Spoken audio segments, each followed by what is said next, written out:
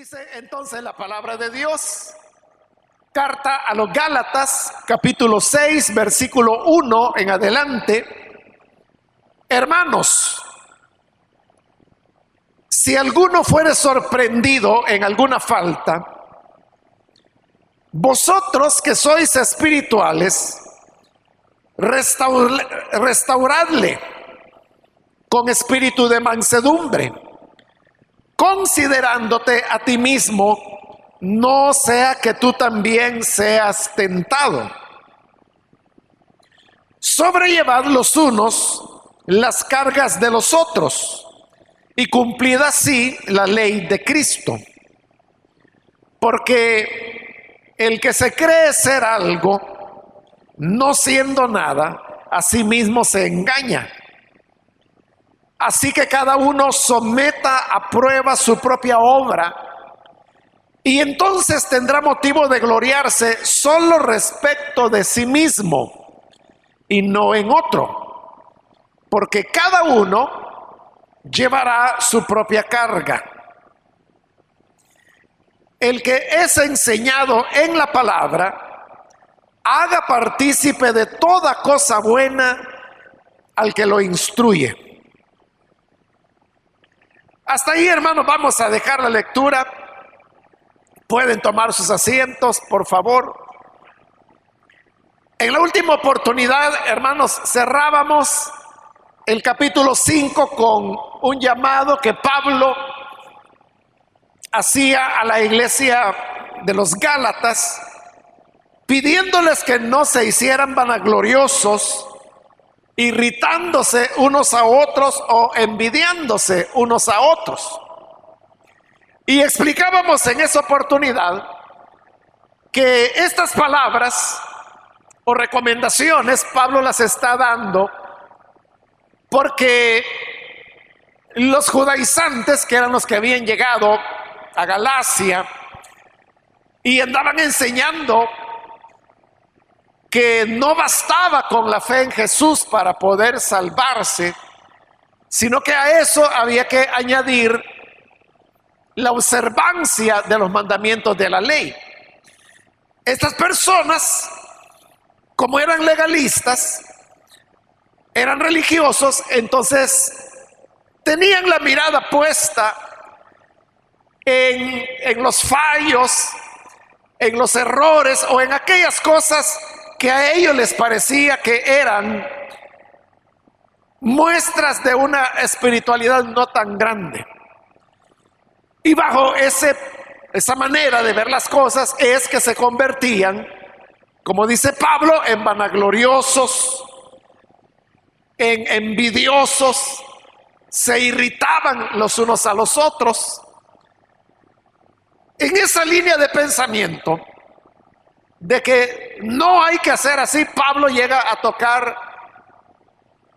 un tema que lo pone como un ejemplo de cómo debe ser el trato entre los creyentes, no porque sea lo único a lo que se le aplique, pero sí lo pone como un ejemplo de cómo no ser envidiosos, vanagloriosos o andarnos irritando los unos a los otros, como lo ha dicho.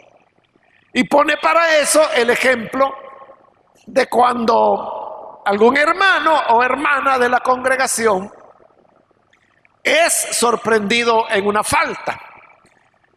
Si las personas lo que tienen es una especie de espíritu crítico, que lo que andan haciendo es eso precisamente, buscando la falla para poderla señalar. Como lo dijo el Señor Jesús en el Sermón del Monte, que cómo hacían las personas, preguntó él, para poder ver la paja que estaba en el ojo del hermano, teniendo ellos una viga sobre su propio ojo. Eso es lo que ocurre con los legalistas y con los religiosos, que están atentos y listos para señalar los errores de los demás, pero no para ver los suyos propios. Si esta es la actitud de estas personas, ¿qué puede ocurrir cuando saben de que hay algún hermano o alguna hermana que falló, que cometió algún pecado. Sería, hermanos, razón suficiente para que se lanzaran sobre él y lo hicieran, como dice el dicho, ¿verdad? Hacer leña del árbol caído. Pero como Pablo está diciendo que no debemos ser así, entonces él va a indicar cuál debe ser la actitud que debe darse entre hermanos que no son legalistas, sino que están viviendo en el Espíritu. Y así es como dice en el versículo 1 de este capítulo 6. Hermanos, si alguno fuere sorprendido en alguna falta, notemos cada detalle que Pablo está mencionando. En primer lugar dice, si alguno fuere sorprendido en alguna falta. Pablo habla de ser sorprendidos porque normalmente así es como ocurren las cosas. Lo ideal sería que cuando un creyente falla, comete una falta, lo ideal sería que este creyente viniera a alguien de su confianza o a un líder de la iglesia y entonces pudiera decirle: esto ha acontecido en mi vida, he fallado y quiero reconciliarme, quiero iniciar de nuevo, quiero que ore por mí. Eso sería lo ideal, pero casi nadie lo hace. Casi nadie lo hace. Lo que ocurre normalmente es lo que Pablo está diciendo acá, que las personas son sorprendidas en alguna falta, y al decir sorprendidas significa que ellos estaban tratando de no mostrar lo que estaba pasando, de no darlo a conocer. Y cuando las situaciones de pecado salen a luz, entonces lo que sucede es que es por un descuido de la persona. Y de esa manera es como son sorprendidos. Hermanos, a lo largo de la vida ministerial que el Señor me ha permitido, en todos los casos de hermanos o de hermanas que fallan, en todos los casos ha sido así, que fueron sorprendidos por un cercano, por un familiar, por una casualidad. Solamente yo, hermanos, he tenido una excepción. Hace años ya de eso, pero fue un hermano que él tomó la iniciativa. Y él me dijo: necesito platicar con usted. Entonces yo lo recibí. Y él llegó y me comenzó a contar de las faltas que él había cometido. Pero además de eso, él era un hermano que tenía privilegios aquí en la iglesia. Entonces no solo llegó para decirme: yo he cometido estas faltas, sino que de una vez puso a mi disposición los privilegios y me dijo: yo se lo entrego porque yo no puedo seguir así. Entonces yo le dije: bueno, hermano, le dije, usted sabe que lo que procede en un caso como este es que usted tiene que entrar en un proceso de restauración espiritual, lo que la gente comúnmente llama una disciplina. Y él me dijo: sí, hermano, por favor, me dijo, porque yo lo necesito. Este hermano no había sido sorprendido en una falta. Nadie sabía lo que había ocurrido más que él. Y le repito, él fue el que me buscó para contarme lo que estaba pasando, para pedirme que orara por él, para entregarme sus privilegios. Pero le digo, ha sido único caso. Nadie más. O sea, todas las personas no lo confiesan, no buscan ayuda, sino que hasta que son sorprendidos. Y aún hay personas que, siendo sorprendidas, niegan lo que ha ocurrido. Entonces uno debe convocar a los testigos, a las personas que saben, para poder redarguir a la persona y que finalmente termine reconociendo su necesidad. Por eso es que Pablo está hablando de que si alguno es sorprendido en alguna falta, pero note que él lo está llamando falta, porque una falta, hermanos, es algo que las personas no hacen intencionalmente. ¿Qué es lo que ocurre con el creyente? El creyente no es que tenga una intención de ser malo y yo voy a engañar a los hermanos y yo sé que soy muy inteligente, no van a saber jamás lo que pasa.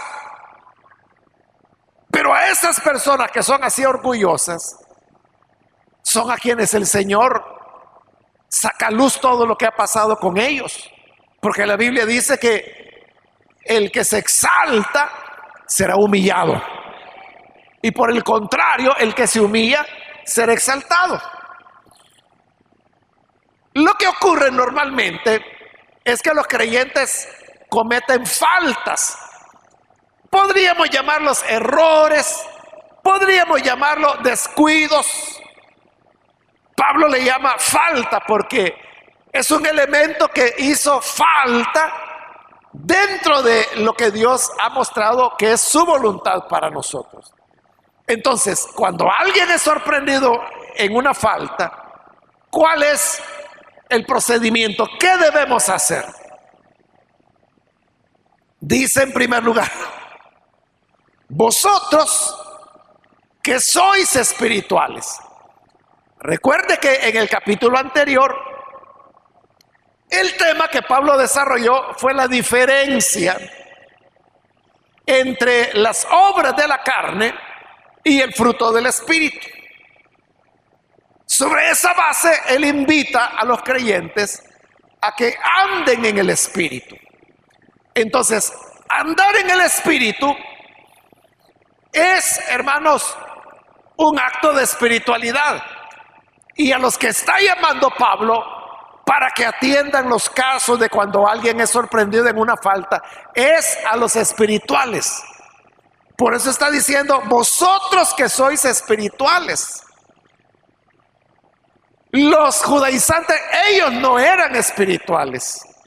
Ellos eran legalistas, eran religiosos. Y la ley era cruel en el trato con las personas que fallaban.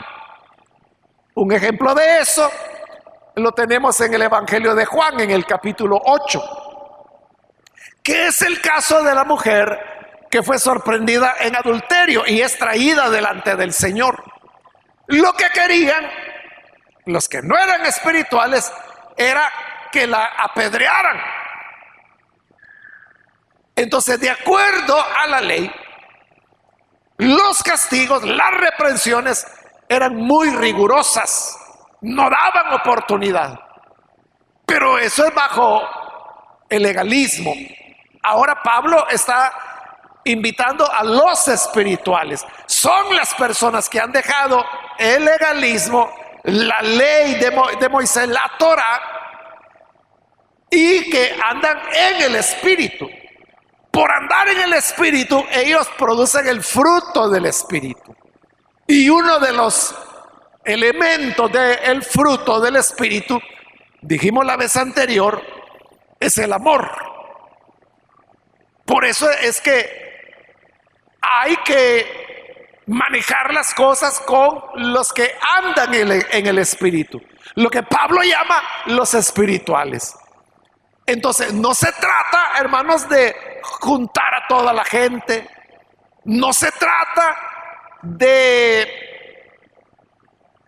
llamar a cualquiera. Quizás personas que no andan en el Espíritu, sino que andan más en criterios humanos, y que lo que van a hacer con alguien que ha fallado, con un soldado herido, es terminarlo de matar, ¿verdad? Por eso es que Pablo dice, ustedes, los que son espirituales, restauradle con espíritu de mansedumbre. Entonces, el propósito es restaurarlo. ¿Y qué significa restaurar? significa, por decirlo de alguna manera, reparar algo que estaba dañado. Si usted tiene, por ejemplo, un libro y este libro se le moja, se daña, pero se puede restaurar. Entonces usted al restaurar lo que está haciendo es reparar el daño que el agua hizo en ese libro. Se puede hablar de restaurar una casa, restaurar un edificio, restaurar un mueble, restaurar un monumento. Se puede restaurar un edificio. El objeto entonces, cuando alguno es sorprendido en una falta, no es expulsarlo de la iglesia, no es pisotearlo, no es hacer leña del árbol caído, sino que es restaurarlo. ¿Cómo se le gana? ¿Cómo se le hace volver a la comunión con el Señor? ¿Y cómo se le va a restaurar? Ahí lo dice, con espíritu de mansedumbre. Ahí está hablando del amor. El amor es necesario para que las personas que han fallado puedan ser restaurados. Muchos, cuando esto ocurre, no lo hacen con amor, sino que cuando una persona es sorprendida en una falta, bueno, usted sabe que hay gente que ni saludar los quiere. Y si los saludan, ya no le dicen Dios le bendiga, sino que le dicen buenos días, buenas tardes, Señor. Buenas tardes, Señor. Ya ni hermano ni hermana le quieren decir. Pero Pablo está diciendo que eso de que ya no se le saluda, que no se le dice Dios le bendiga, que ya no se le trata como hermano, eso es poner una barrera. Es poner un muro de separación como para desechar a esa persona. Pero eso es lo contrario de lo que Pablo está diciendo. Lo que Pablo está diciendo es que hay que restaurarlo. Y está diciendo que se le restaura con espíritu de mansedumbre, con amor. Entonces, usted podrá decir, pero ¿cómo va a ser eso de que si ha pecado, ha fallado, ¿cómo lo voy a estar yo tratando con amor? Eso sería chinchinearlo, como decimos en El Salvador, ¿verdad? Sería como ser demasiado consentidor. Pero lo que sucede es que nuestra actuación debe ser en amor por una razón importante. Y es la que Pablo dice a continuación: considerándote a ti mismo, no sea que tú también seas tentado. ¿Por qué yo debo tener mansedumbre para ayudar al que ha fallado? Porque mañana puedo ser yo. Es lo que dice Pablo: considérate a ti mismo. Hermanos y hermanas, cada vez que nosotros sabemos de una persona que le falló al Señor en lo que haya sido, ese fallo de esa persona debería ser para nosotros un motivo de reflexión. ¿Qué es lo que Pablo está diciendo ahí? Considérate a ti mismo, porque hoy fue esa persona, pero mañana pudiera ser tú. Mañana podría ser que tú seas el que esté en esa situación. Mañana pudiera ser que seas tú el sorprendido o la sorprendida. Y entonces, ¿cómo vas a querer que te traten?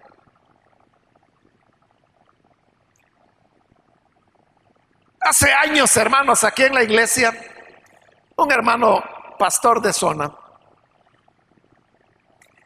en una hoja que él tenía en su escritorio, él llevaba anotado los nombres de otros hermanos, pastores también, y que habían cometido algún tipo de falta.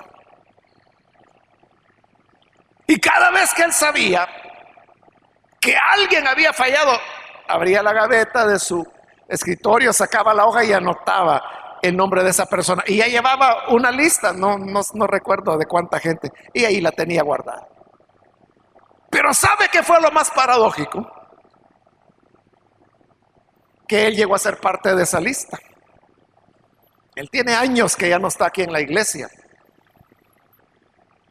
Como 20 años tiene que ya no está. Porque él llegó a sumarse a esa lista. Es, hermano, lo que el Señor dijo. Que lo que el hombre siembra, eso cosecha. Entonces, cuando alguien falla, como le digo, debe ser un motivo para que cada uno nos examinemos. No basta con que usted diga, bueno, y este era el que era diácono, y esta es la que era diaconisa, y mire con lo que salió.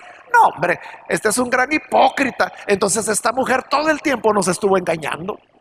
Era una gran hipócrita. Pero ¿eso en qué le beneficia a usted? Pero si cuando esa persona falla, el pensamiento debería decir, cuidado, si este era diácono y si falló, entonces yo también podría fallar. Señor, guárdame, cuídame. Esa debería ser la actitud. Esa es la actitud que Pablo está recomendando cuando dice que hay que restaurarlos con un espíritu, con una mentalidad de mansedumbre, de amor, de rescate, considerándote a ti mismo, no sea de que tú también seas tentado. ¿Quién, hermanos de nosotros, quién de nosotros podría decir, mire, yo nunca voy a fallar? Claro, ninguno estamos planeando fallar, pero sería un atrevimiento que dijéramos, mire, yo nunca le voy a fallar al Señor, porque eso sería una expresión de orgullo, de demasiada autoconfianza, y lo que estábamos diciendo, que al que es soberbio, Dios lo quebranta. Es como Pedro, ¿verdad? Que decía, Señor, aunque todos te nieguen, yo no soy como ellos, yo no te voy a negar. Y aunque tenga que morir, no te voy a negar. Y fue el que más lo negó. ¿Por qué? Porque era la manera como el Señor le estaba enseñando eso, que era un jactancioso, que no se conocía ni él mismo. Es mejor, hermanos, ser humildes, ser temerosos, considerarnos a nosotros mismos cuando vemos que alguien falla. Y ese mismo hecho de considerarnos, de tener presente lo que Pablo está diciendo ahí, tú también puedes ser tentado. Eso va a hacer que yo sea manso, compasivo, en ayudar al hermano o la hermana que falló. Que como le digo, es como un soldado herido. No hay que dejarlo ahí tirado, porque no puede caminar, porque lo hirieron, porque está herido precisamente. Es que hay que echarle el brazo. A veces hay que apoyarlo en uno, a veces hay que cargarlo literalmente, pero hay que hacerlo. Porque mañana puede ser tú, para que tampoco seas dejado en el camino. Y por eso es que en el versículo 22 dice, versículo 2 nos dice, sobrellevad los unos las cargas de los otros y cumplid así la ley de Cristo. Esto que Pablo ha dicho, hermanos, que debemos andar en el Espíritu, es una pelea, es una lucha. Se recuerda cuando hablamos de las dos naturalezas en el capítulo 5, el anterior, donde Pablo dice que el deseo del espíritu es contra la carne y el de la carne contra el espíritu. Y estas dos naturalezas se oponen para que no hagas lo que tú deseas. Todo va a depender de cómo se dilucida esa batalla entre la carne y el espíritu. Entonces todos estamos en una batalla. Y como estamos en una batalla, lo que Pablo está diciendo, o sea, cualquiera puede ser tentado, cualquiera puede fallar. Y no solo pueden, habrán hermanos, hermanas que fallarán. Y por eso está diciendo cómo hacer cuando ocurra.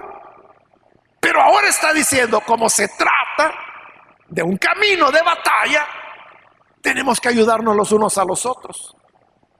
Y la manera de ayudarnos es llevando las cargas los unos de los otros. Cuando habla de cargas, hermanos, está hablando de las luchas internas, las tentaciones que enfrentamos. Esas son nuestras cargas. Y dice Pablo que debemos aprender a sobrellevarnos las cargas los unos de los otros. Entonces yo te ayudo a ti, tú me ayudas a mí. Claro, para hacer esto posible hay que tener mucha honestidad. Mucha honestidad, de manera que usted pueda venir delante de una persona, un hermano, una hermana, alguien maduro en la fe, en quien usted tiene confianza. Entonces viene y le dice: hermano, fíjese que yo estoy enfrentando una lucha. Me siento tentado. Y lo que a mí me tienta es esta y esta situación. De cuando usted le cuenta a otra persona lo que le está ocurriendo, claro, la otra persona no le va a quitar la tentación, pero sí puede hacer lo que dice Pablo: ayudarlo a sobrellevar esa carga, esa tentación que usted está llevando. Entonces puede decirle: vamos a orar, o voy a orar por usted, yo lo voy a acompañar. O sea, dependiendo qué es lo que tienta a la otra persona. Y algo muy importante es que la persona esté continuamente preguntándole a esa persona que buscó ayuda: ¿qué tal? ¿Cómo te has sentido? ¿Cómo va tu camino? Entonces, cuando uno pide cuentas, la otra persona, que fue la que tuvo la iniciativa de buscar ayuda, obviamente le va a decir: pues estoy mejorando, he superado estos aspectos, pero me falta todavía luchar en estos otros. Y de cuando la persona se ve en la necesidad de estar rindiendo cuentas, eso le ayuda a avanzar. Peor sería que estuviera solo o sola y que no tiene nadie con quien compartir cuáles son sus preocupaciones, sus cargas, sus debilidades. Una persona puede decir: mire, yo tengo dificultades para orar, no puedo orar, yo me duermo. Otra persona podrá decir: mire, es que a mí me aburre la Biblia, quiero leerla y me quedo dormido.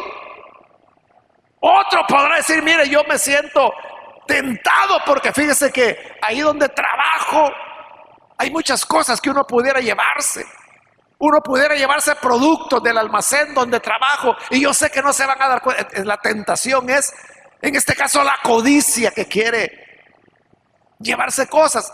Así, hermanos, puede haber diversos elementos, porque cada persona es diferente. Lo que le tienta a una persona pudiera ser que para otro es totalmente insignificante, pero para aquella es una lucha. Ahí es donde debemos ayudarnos a sobrellevarnos la carga los unos de los otros. Y así, dice, cumplen con la ley de Cristo. Pablo está hablando ahora de la ley de Cristo para contraponerla a la ley de Moisés, que es la que los judaizantes decían. La ley de Moisés no ayudaba ni animaba a las personas a que llevaran las cargas los unos de los otros. Al contrario, allá en el Evangelio de Mateo, en el capítulo 23, cuando el Señor Jesús está mostrando todo lo que los fariseos eran, Jesús dijo: ustedes, les digo, colocan grandes cargas sobre los hombres de las personas y ustedes ni siquiera con un dedo las quieren tocar. Eso es lo que hacía la ley de Moisés. Colocaba exigencias, colocaba cargas y le decía: usted tiene que hacer aquí, usted tiene que hacer allá, usted tiene que cumplir con esto, usted tiene que cumplir con lo otro. Pero el que estaba diciendo eso, como Jesús lo dijo, ni con un dedo querían tocar esas cargas. Entonces, bajo la ley de Moisés se imponían cargas pesadas sobre la gente. Bajo la ley de Cristo, que es la ley del amor, nos ayudamos los unos a los otros a llevar nuestras cargas. Entonces, cuando usted ve a un hermano desanimado, hay que ayudarlo. Cuando usted ve a una persona que está faltando mucho a la iglesia, por decir algo, hay que ayudarlo. O cuando usted nota que un hermano o una hermana está mostrando una conducta que no es coherente con los principios del evangelio, ahí es el momento de acercarse, platicar con él o con ella y preguntarle: ¿hay algo en lo que pueda ayudarle? He observado esto. Claro que si usted llega con una patada, de la persona lo que va a hacer es cerrarse y hasta pudiera enojarse y decirle: usted es el mal pensado, usted es el que tiene la cabeza podrida. Pero si usted llega con amor, con una actitud de verdadero amigo, de verdadera amiga, y que quiere escucharle, no impositivamente, sino que considerándote a ti mismo, entonces la persona: sí, hermano, sí, hermana, esto es lo que me ocurre. Entonces es la manera de ayudarle a sobrellevar su carga. Versículo 3: porque el que se cree ser algo, no siendo nada, a sí mismo se engaña. Lo peor que puede ocurrir es que haya personas que se crean ser los campeones, o que se crean que ellos no van a fallar, o que ellos son los super santos como los fariseos, que ellos criticaban a medio mundo, ellos señalaban a los demás de ser pecadores, pero no se daban cuenta ni reconocían el mal que había en sus corazones. Y por eso Jesús les decía: sepulcros blanqueados, que por fuera están muy limpios, muy blancos, pero por dentro, igual que los sepulcros, están llenos de huesos de muertos, lo cual era inmundo para los judíos. Entonces, por eso es que dice: aquel que cree ser algo se está engañando, porque la verdad es de que no somos nada. ¿Qué quiere decir Pablo cuando dice que no somos nada? Lo que quiere decir es que seguimos siendo humanos, seguimos siendo imperfectos, seguimos teniendo las dos naturalezas: la naturaleza espiritual, el hombre nuevo, pero seguimos teniendo el hombre viejo, la naturaleza carnal. Y así, teniendo las dos naturalezas, ¿tú te crees superior? ¿Te crees mejor que los demás? No, si no eres nada, dice Pablo. Te estás engañando a ti mismo. De la persona que cree que siempre va a estar arriba de los errores, de las faltas, por arriba del mal, se está engañando. Se está engañando. Y eso es lo peor que puede ocurrir. Hermanos, el no conocernos es la peor trampa que podemos ponernos nosotros mismos. Si usted cree que nunca va a fallar, si usted cree que usted va a ser el super santo, la estrella, transparente y brillante, se está engañando. ¿Y sabe cuál es el mayor problema? Que cuando las personas se engañan, ellas mismas se están exponiendo al peligro. Si alguno cree en esa batalla que hay entre la carne y el espíritu, poníamos el ejemplo, hermanos, de dos boxeadores. Y decíamos que si uno alimenta a uno, le da agua, lo tiene bien nutrido, pero al otro no lo alimenta, está débil, ya ni puede pararse, ¿quién va a ganar? El que está bien alimentado. Entonces, de igual manera, volviendo a esa imagen, una persona puede decir: ah, no, sí, a ese contrincante yo lo voy a noquear, no me va a aguantar ni 10 segundos, rápido, en el primer round, ahí lo voy a noquear. No se está considerando él, se está creyendo superior, y lo que no sabe es que se va a enfrentar con un toro. El problema es que cuando llega delante del contrincante, él mismo se ha engañado. Y cuando despierta la realidad, ya es muy tarde, él es el noqueado. Por eso es de que nosotros no debemos creernos superiores a los demás o mejores a los demás. Todos estamos expuestos a fallar, a tropezar. Y solo por esa razón deberíamos ser más comprensivos con los que fallan. Deberíamos ser más humanos en el trato con las personas que cometen faltas, porque hoy fueron ellos, como dije. Mañana podría ser tú. Continúa en el versículo 4 diciendo: así que cada uno someta a prueba su propia obra, y entonces tendrá motivo de gloriarse solo respecto de sí mismo y no en otro. Entonces dice Pablo, en lugar de que andes ahí creyéndote el invencible, creyéndote el querubín santísimo, mejor examínate a ti mismo. Cada uno examínese a sí mismo. Uno tiene que ser muy honesto. Hermano, hermana, hablando claramente las cosas. Todos sabemos cuál es nuestro punto débil. O pudieran ser varios nuestros puntos débiles. Uno sabe, como dice el dicho popular, de qué pie cojea. Ese mismo hecho de saber que no somos invencibles debería hacernos más prudentes y más humildes. Por eso dice Pablo, en lugar de que tú te andes creyendo el supercampeón, engañándote a ti mismo, mejor examínate. Examínate a ti mismo, somete a prueba tu propia obra. Prueba qué es lo que estás haciendo. Examínate. Y si acaso algo bueno hay en ti, entonces gloríate, pero con respecto a ti mismo, no con respecto al otro. Esto quiere decir que uno no debe andarse comparando.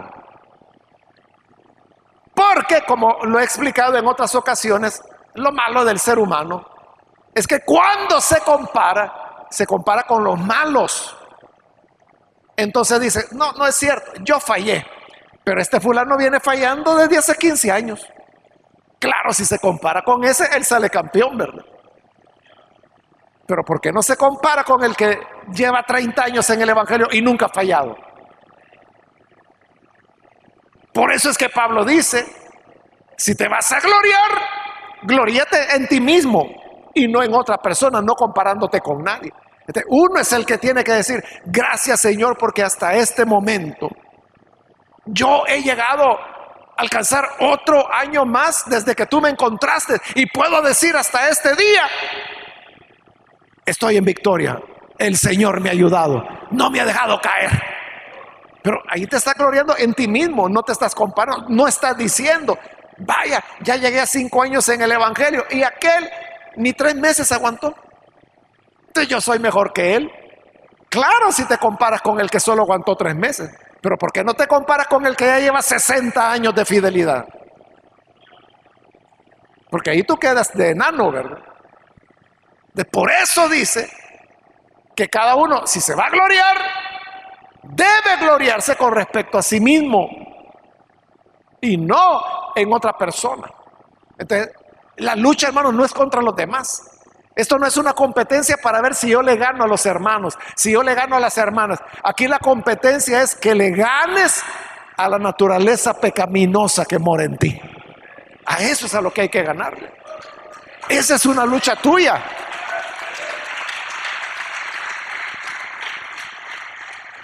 Cuando lo hagas, entonces tendrás de qué gloriarte. Hace algunos años, hermano, yo conocí a una hermana, una señora que llegaba a la iglesia, y fíjese que ella no celebraba la fecha de su cumpleaños. En realidad nadie sabía cuándo cumplía años. Ella lo que celebraba era el aniversario de haber llegado a Jesús. Como le digo, ella era una señora, yo calculo que quizás tenía como sus 55 años. Pero cuando le preguntaban, hermana, ¿y usted qué edad tiene? 8 años, decía ahí. Y toda la gente sabía que era broma o a saber que si era una señora y decía que tenía 8 años. Pero tenía 8 años de haber nacido de nuevo, de haber conocido a Jesús. Y eso es lo que ella celebraba. Entonces, ¿qué estaba haciendo ella? Celebrando el logro de un año más con Jesús, de un año más con Él. Esta hermana ya está en la presencia del Señor. Hace años que ella partió y está ya con nuestro Salvador. Y durmió como con 12 años de haber conocido a Jesús, pero de edad ya tenía más de 60. Creo yo, porque le digo, yo nunca supe la edad real de ella. Ella decía su edad desde el nuevo nacimiento. Entonces, algo así es lo que Pablo está diciendo ahora. Si te vas a gloriar, gloríate en ti, no en otro. Gloríate, pero lo que has logrado. Vamos a ver, ¿qué has logrado tú? ¿Qué son los pasos que has dado? ¿Cuáles son las victorias que tienes? ¿Tienes victorias? Gloríate en ellas, gózate en ellas y deja a los demás. Y si ves a alguno necesitado, auxílialo. Si ves a alguno tentado, ayúdale a sobrellevar su carga. Alguno fue sorprendido en una falta, restáurale con espíritu de mansedumbre y considerándote a ti mismo. Frente a los demás no tenemos que gloriarnos, no tenemos que sentirnos superiores. Todos estamos en la misma batalla, todos hermanos vamos en la misma maratón, si quiere verlo de esa manera, y todos tenemos que esforzarnos y seguir caminando. Unos se van rezagando, se van cansando, pero usted tiene que bajar el paso y decirle, véngase hermano, no lo voy a dejar, écheme el hombro y vamos a caminar. Y ahí va jalándolo, casi cargándolo, algunos literalmente cargados lo llevan, pero no dejamos a nadie. Todos vamos a llegar hasta ver a Cristo en gloria. Amén.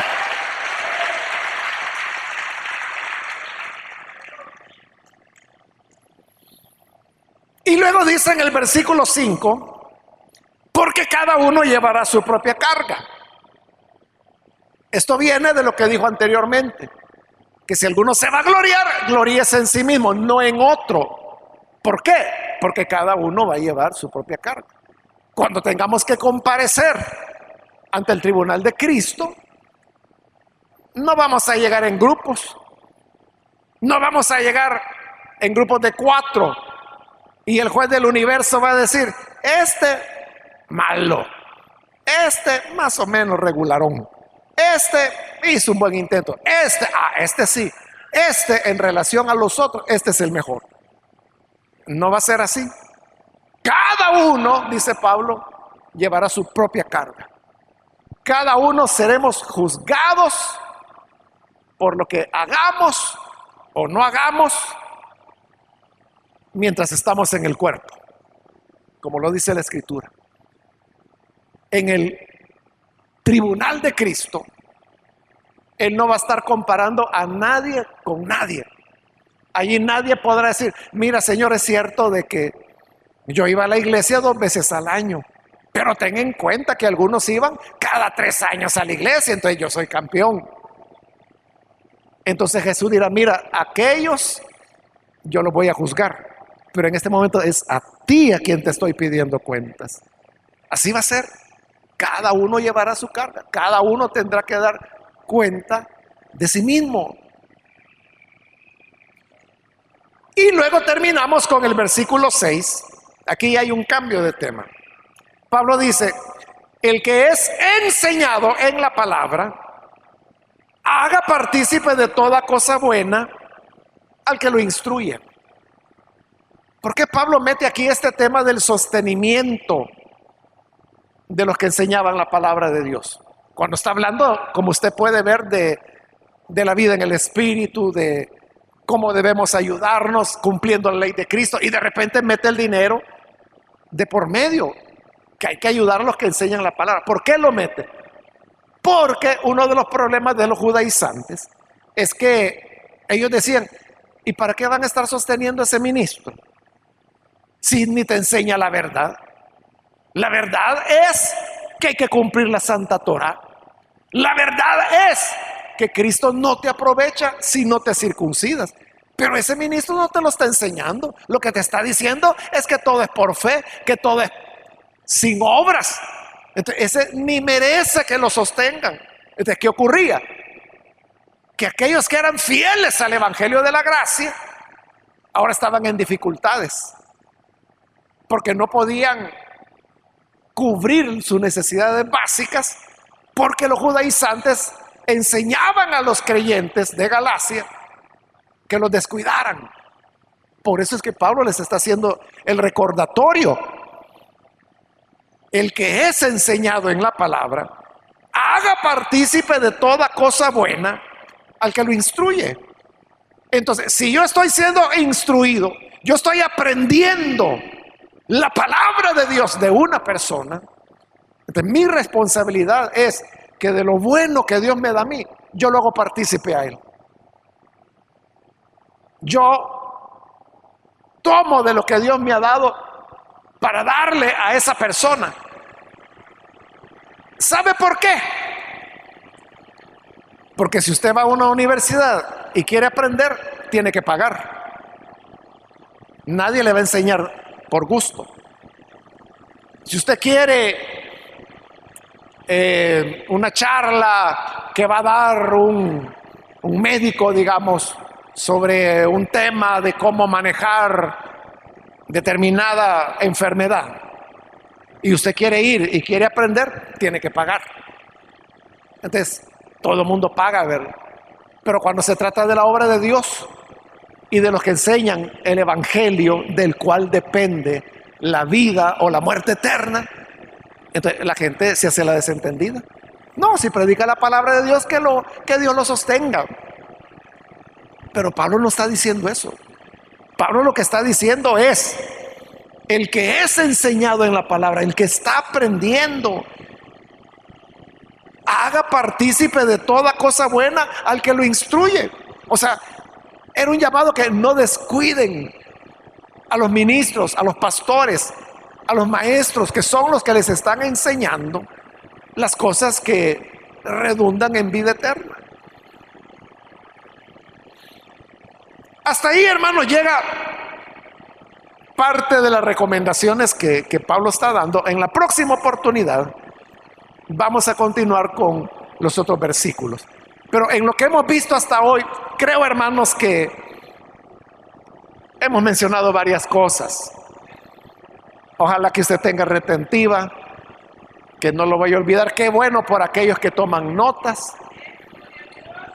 Pero también usted tiene la ventaja que, como todas estas predicaciones son grabadas, y usted las puede encontrar en redes, en el internet, en diferentes plataformas.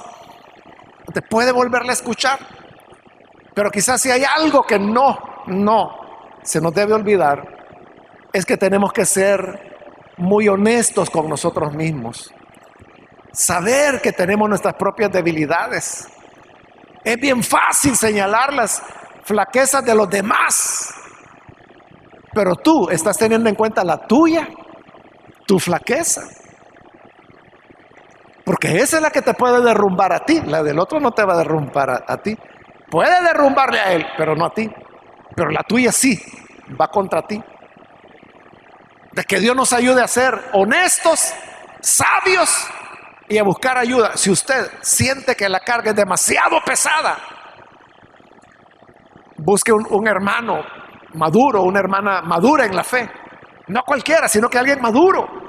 Y dígale: me siento así, me siento agobiado, me siento tentado, me siento muy presionado, me siento que ya voy a fallar. Por favor, quédese conmigo. Y todos tenemos que estar dispuestos a sobrellevar las cargas los unos de los otros.